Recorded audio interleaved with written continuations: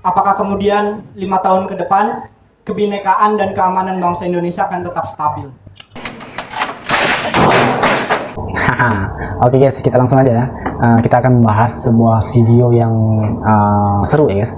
Jadi ada seorang mahasiswa yang menanyakan soal kebinekaan ya ke Anies Baswedan guys. Jadi awalnya kelihatan kalau dia ini gemetar ya, gugup mungkin ya. Bahkan dia ngaku kalau dia ini adalah minoritas dan takut ya guys. Tapi coba kita lihat gimana seorang Anies Baswedan itu menanggapinya ya. Jadi jawabannya itu keren sih. Bukan cuma bikin si mahasiswa kagum ya, tapi juga bikin kita mikir gitu. Penasaran kan? Nah, ayo kita lihat gimana percakapan mereka guys. Saya Antonius, fresh graduate dari Unsud.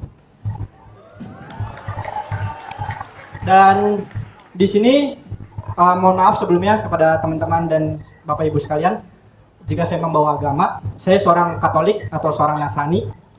Dan di sini saya sebagai seorang yang baru pertama kali melek politik Pak. Dalam artian pemilu tahun 2019 saya masih sekolah dan saya belum bisa menyadari apa yang terjadi di arus politik pada Indonesia ini. yang ingin saya tanyakan adalah saya ingin mendengar pendapat Bapak bagaimana tentang kebinekaan di hari ini Pak. Dan kemudian kaitannya adalah jika Bapak kemudian dipercaya oleh rakyat menjadi presiden, apakah kemudian 5 tahun ke depan kebinekaan dan keamanan bangsa Indonesia akan tetap stabil? Terima kasih. Assalamualaikum warahmatullahi wabarakatuh. Bagus ya guys pertanyaannya. Pertanyaannya memang pertanyaan seorang mahasiswa gitu. Dan dia mengatakan kalau dia ini pemilu pertama dia ya.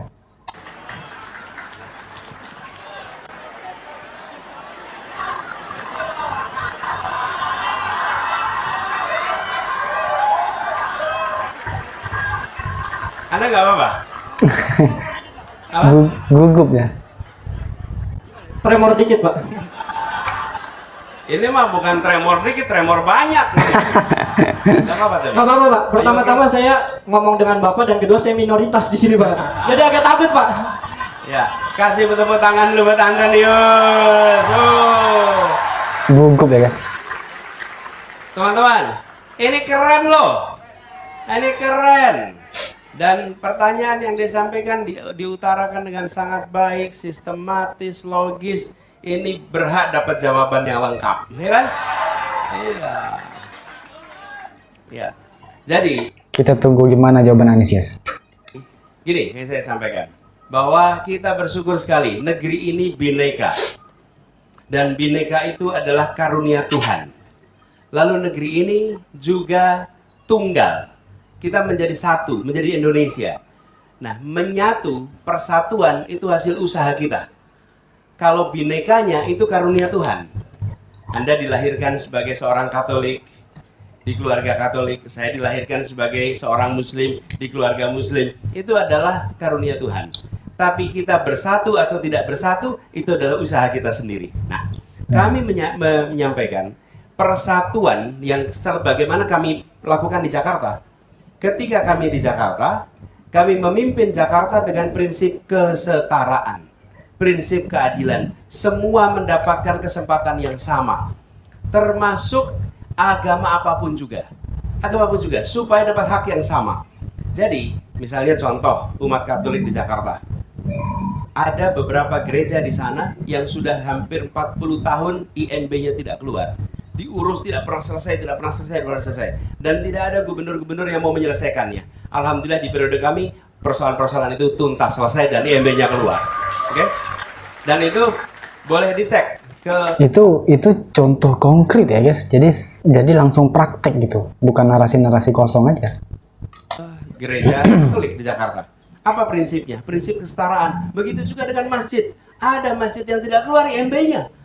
Kenapa? Karena lingkungan di sananya mempersoalkan. Seringkali bukan prosedurnya, lingkungannya. Bicara lingkungannya, IMB-nya keluar. Prinsip itu yang kami pegang. Karena kami meyakini persatuan itu harus ditopang dengan rasa keadilan.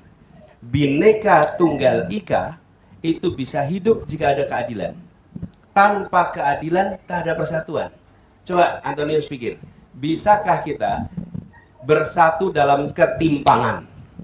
Sulit. Bersatu dalam keadilan. Jadi prinsip yang kami bawa menjaga keadilan. Begitu ada keadilan, maka Bhinneka Tunggal Ika akan hidup berdampingan dengan baik. Keadilan, semua mendapatkan haknya. Nah, di sisi lain, kalau kampanye pasti berusaha memberikan label pada lawan, pasti, dan labelnya biasanya nakut-nakutin. Nah, saya ingin sampaikan, takut itu abstrak. Kalau risiko itu bisa diukur. Kalau Anda sekolah bisnis, pasti ada nanti business risk, risiko bisnis. Tapi tidak ada business fear. Karena fear itu nggak ada ukurannya. Nah, jadi saya ingin sampaikan, jangan kita terbawa dengan orang-orang yang memberikan rasa takut yang tak beralasan. Ketika mau mengecek apakah besok saya berperilaku melindungi semua, maka lihatlah kemarin. Apakah kemarin saya melindungi semua? Jika kemarin melindungi semua, maka Anda bisa memprediksi besok dia akan melindungi semua. Ya. Jawaban yang masuk akal ya guys, logika gitu. Bila kemarin tidak melindungi semua, maka Anda bisa memprediksi besok akan tidak melindungi semua. Itulah logical thinking. Jadi kami sampaikan, lihat rekam jejaknya. Dan rekam jejaknya melindungi semua. Insya Allah dengan cara begitu, maka Bhinneka Tunggal Ika kita akan terus terjaga. Dan perasaan kebangsaan kita akan hidup, di mana kita tempatkan merah putih di atas bendera apapun juga. Begitu. Ya. Tepuk tangan sekali lagi buat Antonius. Gila, jawabannya keren ya guys. Nah, itu jawaban yang sangat-sangat logikanya jalan ya guys. Jadi kalau kita ingin menebak atau memikirkan seseorang itu akan melakukan apa kemudian hari, otomatis kita lihat minimal 2 tahun 3 tahun ke belakang ya, apa yang dia sudah lakukan. Tapi kalau misalnya kita di beberapa tahun yang lalu dia melakukan hal-hal buruk, maka kemungkinan di masa depan dia akan melakukan hal buruk lagi. Logikanya ya bagus sih.